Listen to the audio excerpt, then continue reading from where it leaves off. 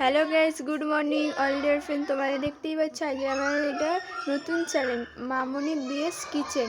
মামনি BS kitchen এতে আমি রান্না দেবো। আজকে হলো রান্না হবে চিকেন। চিকেনে আজকে হচ্ছে চিকেন হবে, কিন্তু সিম্পলের মধ্যেই হবে। তোমরা দেখতে থাকো, দেখলেই তোমরা বুঝতে পারবে অল্পই।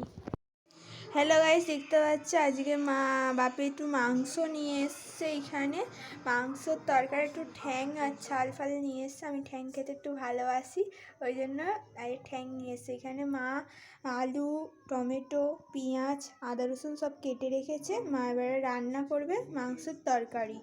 বুঝতেই পারলেন এখানে কাটাকুটি ছিল। মা এবারে আলুটা ভেজে নিচ্ছে কড়াই দিয়ে। আলু ভেজে নিলে তারপরে এবারে আলুগুলো তুলে নেবে।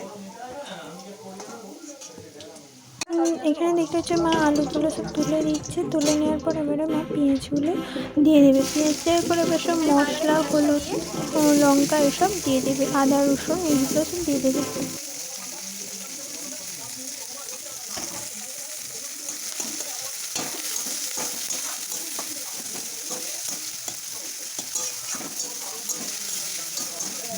এইখানে মাংস তুলে মাংসটা কষা হচ্ছে, এখনো মশলা দেওয়া হয়নি, দেখতেই পাচ্ছ তোমরা।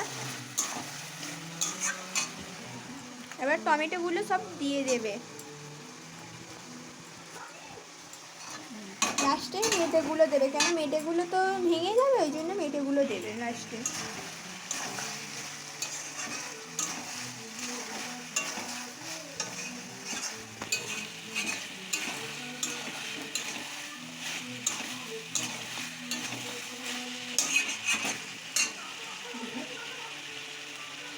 লঙ্কা গুঁড়ো দিয়েছে,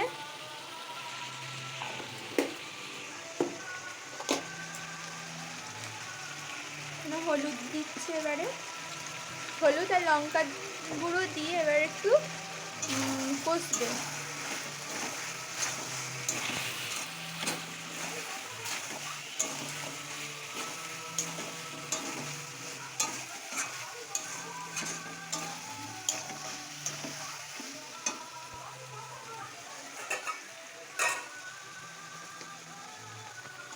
জলটা ঢেলে দিচ্ছে।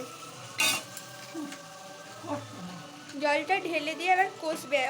অল্প করে জল দিল, মানে বেশি জল দেয় না, এবার একটু কষবে, তো ওই জন্য জলটা ঢেলে দিয়ে একটু কষছে।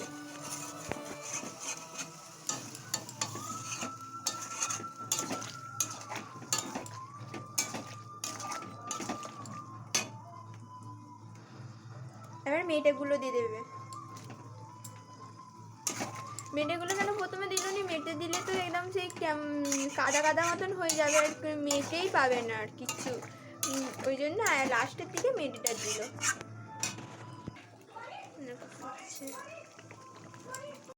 মা আলুগুলো দিয়ে এবার কষবে।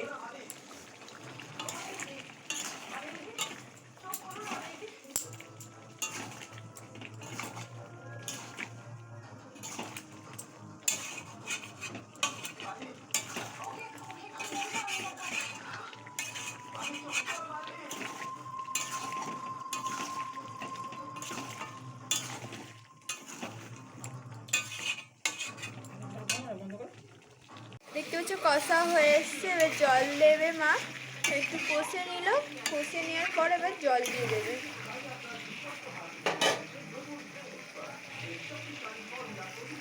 এবার একটু জল দিয়ে দিল।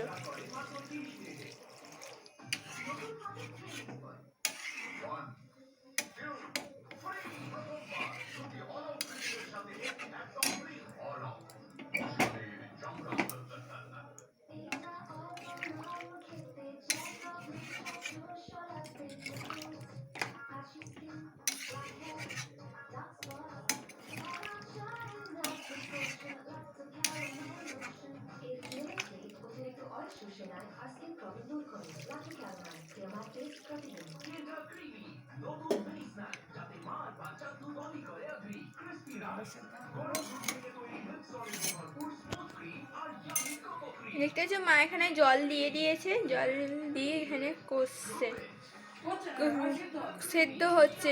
আলু এগুলো সব সেদ্ধ হবে।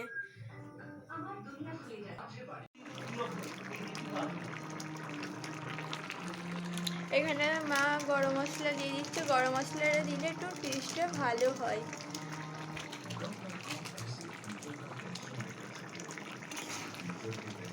ভুলিয়ে দেবে।